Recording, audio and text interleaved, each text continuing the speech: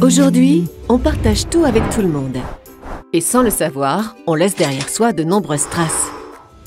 Des traces qui contiennent des données personnelles comme qui on est, ce que l'on fait, qui sont nos amis, les photos que l'on partage. Et comme les autres ne peuvent pas utiliser ces données comme bon leur semble, une nouvelle loi en matière de vie privée sera d'application à partir du 25 mai 2018, que l'on appelle aussi le RGPD. Car peu importe qui on est ou ce que l'on fait, tout le monde a droit au respect de sa vie privée.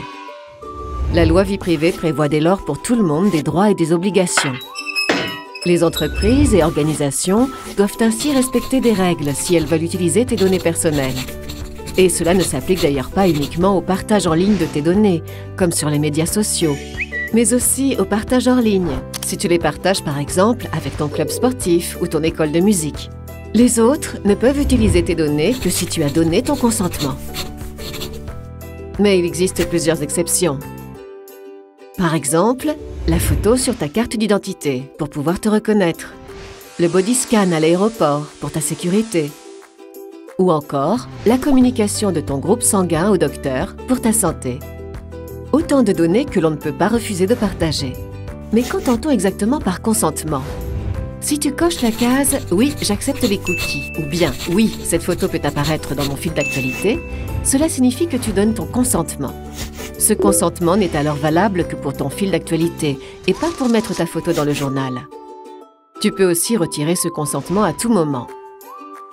Donc, si quelqu'un publie une photo de toi et que tu n'aimes plus cette photo, tu peux demander à la faire supprimer. Parfois, les enfants sont encore trop jeunes pour donner leur consentement et les parents doivent alors aussi donner leur accord.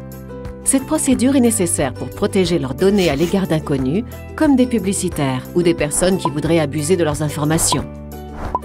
Mais comment savoir ce à quoi on consent? Les entreprises et organisations doivent l'expliquer dans leur déclaration de confidentialité. Tu y découvriras notamment qui collecte tes données et comment tu peux contacter cette personne, la raison pour laquelle tes données sont collectées, si tes données sont partagées avec d'autres personnes, la durée de conservation de tes données, comment tu peux faire rectifier ou supprimer tes données erronées, comment tu peux porter plainte si tes données sont utilisées à tort.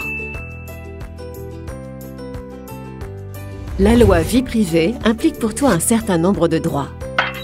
Tu peux ainsi toujours demander quelles données une personne conserve à ton sujet. Cette personne est alors obligée de te répondre. Et tu peux faire rectifier les données erronées. Tu as partagé quelque chose précédemment et tu le regrettes à présent. Tu peux alors demander à ce que des données inexactes ou anciennes soient effacées. Adresse-toi tout simplement à la personne de contact. Tu veux transférer des données d'une base de données à une autre? Les entreprises et organisations doivent alors veiller à ce que ce soit possible facilement. Mais que se passe-t-il si quelqu'un ne respecte pas les règles ou tes droits? En Belgique, tu peux faire appel à l'autorité de protection des données. Elle vérifie si les entreprises et organisations collectent tes données correctement et prête assistance si quelqu'un abuse de tes données. Car ce sont des choses que l'on ne peut pas toujours résoudre tout seul. Tu veux en savoir plus sur ces règles concernant la vie privée? Ou tu cherches de l'aide? Alors n'oublie pas de visiter notre site internet dédié aux jeunes.